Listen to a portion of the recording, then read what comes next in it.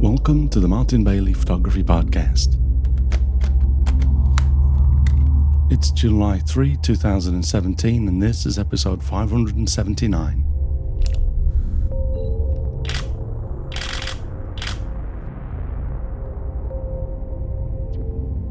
Today, we continue a Travelogue series to walk you through my recent complete Namibia tour, as we visit Elizabeth Bay and move on to Sossusvlei and the mystical Dead Vlei. It's been almost 2 weeks since I returned from Namibia, so I'm in that space now where the trip is gradually fading into memory, enable me to be a little bit more ruthless in my edit, removing more images. But due to the variety of subjects we cover on this trip, and just the richness of this beautiful country, I've still got heaps of images in my final selection. So let's talk first about the state of my edit, and then we'll move on to look at today's 10 images. After working on my images on and off during the last week, I initially managed to complete my second pass to whittle down the 1,028 images that were left after my first pass to a more manageable 496. I was happy to at least get below 500 at this point, but I continued working until I got my selection down to 419. I might be able to get this down a little bit further before I actually copy these images to my finals folder, but it's pretty much my last call on my 3-star selection.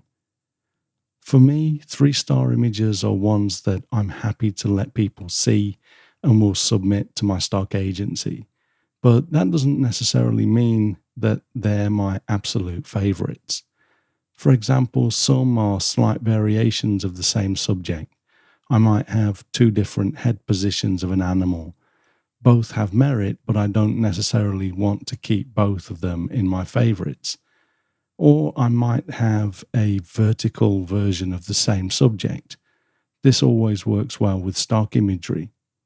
So at this point, I went through the 419 images and selected my 4-star images, of which there were 191. 4 stars for me means that I like them enough to add them to my Apple Photos app so that I can actively show people them as I travel around.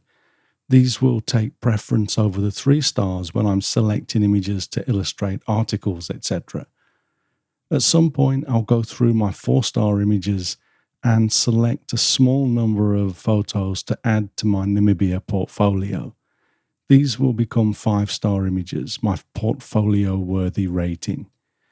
I reserve 2 stars as a way of marking my originals, in as much as I sometimes have to take an image into Photoshop and do some work on it. And when I bring that back into Capture One Pro, I make the original RAW file a 2-star and make the Photoshop version a 3-star image or higher. My 1-star rating means that it was once selected for consideration during my editing process, but then got demoted out of the selection. This is just my way of keeping tabs on something that I once liked, but it lost the battle to stay in my finals group. I also like to keep tabs on these images because they are the first port of call if I have to go back to my original shoot folders looking for something else.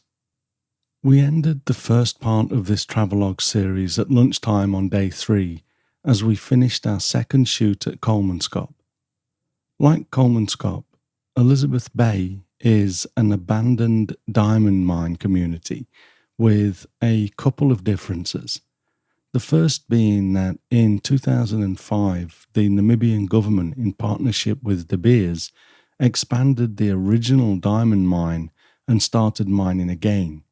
Because of this, we go through very strict security when entering Elizabeth Bay. The other difference is the way the buildings are corroding. I imagine that it's because of the sea air, but in this first image for today, you can see from the brickwork at the end of the building that the bricks are corroding more quickly than the mortar holding them together. making for some very strange shapes, as we'll explore. The partitions that you can see lining each side of this room are where the labourers slept. We heard one story that these labourers were slaves, but we were given an explanation of the old mine before we photographed it, and were told that the labourers were actually paid very well, so I'd like to believe that that story is true instead. Either way, it couldn't have been much fun sleeping in those partitions, but as a way to make a good living, if that's what it was, I can imagine people were able to put up with it. Again here, I've used the one-point perspective that I talked about in last week's episode, as I really like the drama that this creates. I've allowed the light from the windows to overexpose a little, but I don't mind that. My settings for this image were an aperture of f14 at ISO 100 for a 0.8 second exposure. I was using my Canon EF 11-24mm f4 lens at 12mm to get more of the room in, but also to emphasize the converging lines. You can also see how the buildings are corroding in this external view of one of the buildings in Elizabeth Bay. As with many of the buildings, this one is partially collapsed, and if you look at the brickwork, in some areas the mortar is still there, but the bricks have corroded away. As you can see, although the houses at Elizabeth Bay are mostly newer than Colemanskop, the sea air really has taken its toll much more, and most of them are just not safe to go inside. Colemanskop is getting that way, but it has a few more years in it yet, I'd say. My settings for this image were f14 with a shutter speed of a 60th of a second at ISO 100. This next photo is of a building that's bearing up a little better on the sheltered side, and this is also the room that you'll see on the cover of Freeman Patterson's Odysseys book. It's hard to resist shooting this iconic image, even though they all look the same, because you have to shoot through a window, giving the same angle essentially. It was actually cloudy when we arrived at Elizabeth Bay, so I was hoping to photograph the houses without the strong light coming through the windows, but it cleared up pretty much while we were getting our talk about the place, so we're stuck with bright windows again. And I'm not one for doing two exposures and blending them together, it's just not me. The settings for this photo were f14 for 0.3 seconds at ISO 100. This last photo from Elizabeth Bay is one of the larger buildings at the start of town, and as you can see, I placed the sun through one of the gaps in the corroded building to form a starburst. I converted this to black and white in Capture One Pro. I just felt that these external photos suited black and white more, as the sandy colour wasn't really adding much to the feel of the image, and they are much more about the graphical shapes of the buildings. I shot this at f14 again with a 250th of a second shutter speed at ISO 100. This was one of the first times I've done a starburst shot with the new Canon 24-105 f4 IS Mark II lens, and I'm very happy with how clean it is. I've heard some people giving this new lens a bad rap, but I've still had no problems with mine at all and continue to love the image quality and versatility of this lens. The sun set as we headed back to our hotel for a second night in this area. As we started our drive towards Sossusvlei the next morning, shortly after passing Colemanskop, I couldn't resist stopping our vehicles for a walk up the hill at the side of the road for this scene. The light was streaming through the clouds in sunbeams, catching the tops of the distant hills and sand dunes so beautifully that we just had to stop. I've enhanced this a little in Capture One Pro to add contrast to the dunes, and I've also run a graduated filter down the top third to darken the sky a little more and accentuate the sunbeams, but this is closer to how I recall this magical scene. My settings were f11 at a 320th of a second with ISO 100. I moved away from my usual f14 landscape aperture because I was hand-holding my 100 to 400mm lens at a focal length of 286mm, so I needed a slightly faster shutter speed. We stopped for a number of photos along the way to Sossusvlei, but we'll jump to the following morning now and look at my images from the first visit to Deadvlei for this tour. We arrived well before the sun started to illuminate the sand dune behind the dead camelthorn trees, and I spent a lot of time walking around trying to find a composition that I have not already photographed, and I found that it's getting difficult to do so. Here's my photo for this first shoot, and it's growing on me a little, but I prefer some of my previous compositions. I was attracted to this because it felt as though these two trees were like hands reaching out of the dried up clay, almost in desperation. If you haven't seen this type of photo from Deadvlei before, there are a few minutes each morning when the sun starts to climb over a sand dune to my back while shooting this, and there comes a point when it is only illuminating the dune and does not yet light up the clay pan. So we can make these beautiful, surreal, almost silhouette-like photographs. My settings for this were f14 for a 20th of a second at ISO 100. The line of light moves quickly along the edge of the clay pan, but if you are quick, you can get a few different compositions in before the phenomenon ends. So I ran along and grabbed this second shot that some of you may recognize. I didn't check against my original photos, but this is an almost complete replica of my first Deadvlei silhouettes image from my first visit in 2013, which you can see in episode 373 if you're interested. You can get to that post with the short link mbp.ac/373. The trees to the left are exactly the same as they were 4 years ago, but unfortunately the tree to the right is missing a branch from its left side. These trees are between 600 and 700 years old and don't decay because it's so dry in this basin. So I imagine someone has fooled around grabbing hold of the third branch and actually broken it off, which I find incredibly sad. At f14, the orange dune in the background isn't completely sharp in these images, but it wouldn't get much sharper if I stopped down to f22. But then, of course, we start to see diffraction creep in, which makes everything in the image softer, so I like to avoid that. To me, the important thing is that the two trees are sharp. The trees to the left are just slightly behind the trees to the right, so I like to check my depth of field.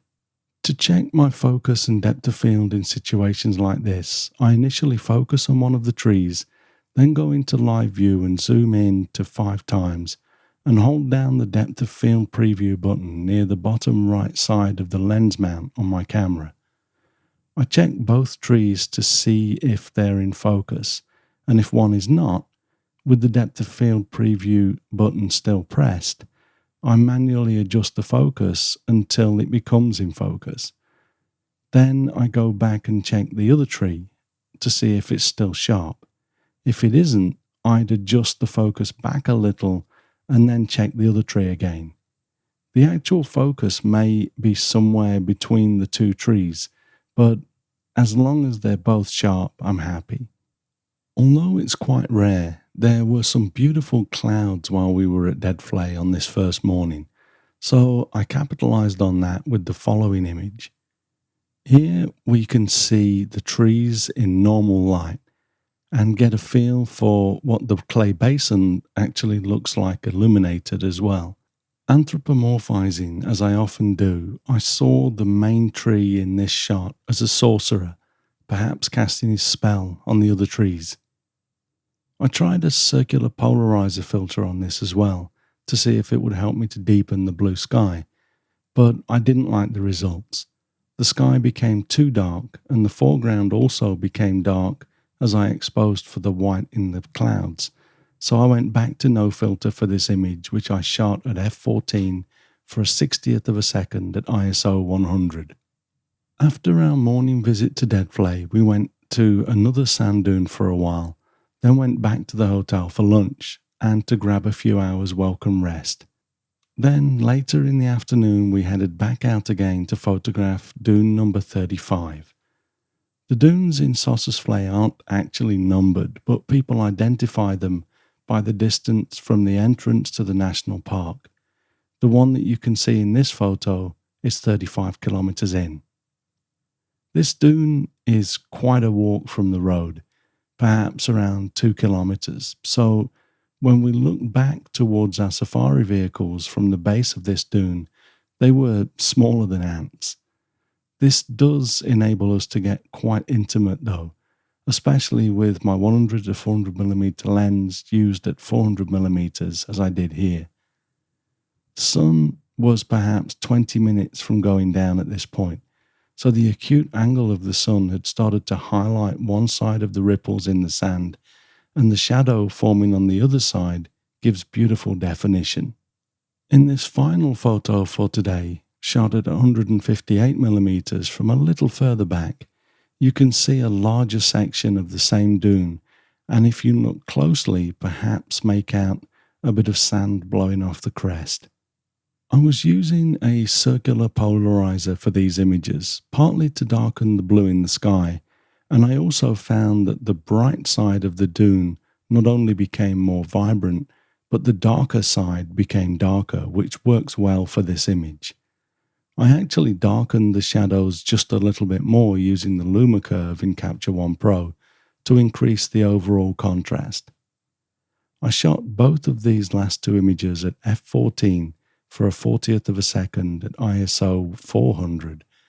I increased my ISO rather than doing a slower shutter speed because the wind was blowing quite strongly in gusts across the plane and I didn't want to risk it moving the camera during the exposure. Just below the base of this image there are some trees which I included in some of my shots, some of which I really like as well.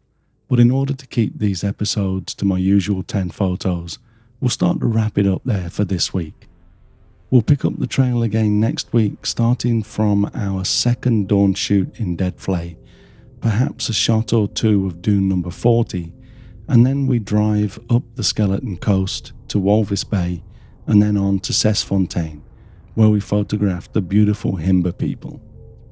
If you might like to join me in Namibia on my 2018 tour, please do check out the details and you can book from the tour page at mbp.ac/Namibia. If you can't wait until next year, you might also consider my Morocco tour from the end of October 2017 as well, which you can find at mbp.ac/Morocco. Thanks very much for listening today. If you enjoy this podcast, please share a link with your friends. Subscribe in iTunes or your favorite podcast program to ensure uninterrupted delivery. If you have a moment to rate the podcast or leave us a review in iTunes, that helps to keep us relevant in the huge number of podcasts out there now. You can find me on Google+, Twitter, Instagram and Facebook, etc. And links to everything that I'm up to are at martinbaileyphotography.com, so do drop by and take a look. I'll be back next week with episode 3 of this Travelogue series. But in the meantime, you take care and have a great week, whatever you're doing. Bye bye.